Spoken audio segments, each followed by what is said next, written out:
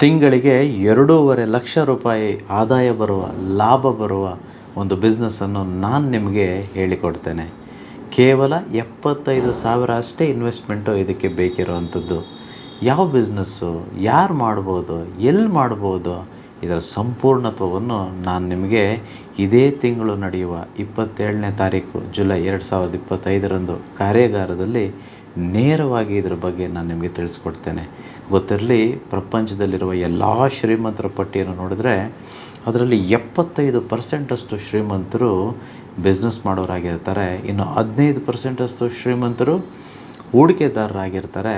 ಇನ್ನು 7% ಕ್ರೀಡಾಪಟುಗಳಾದರೆ 3% ಕಲಾವಿದರು, 0% ಇಲ್ಲಿ ಒಬ್ಬರೂ ಸಹ ಈ ಕಂಪ್ನಿಗಳಿಗೋಗಿ ಕೆಲಸ ಮಾಡೋವಂಥವ್ರು, ಫ್ಯಾಕ್ಟ್ರಿಗಳಿಗೋಗಿ ಕೆಲಸ ಮಾಡೋವಂಥವ್ರು ಯಾರೂ ಸಹ ಇದರಲ್ಲಿಲ್ಲ.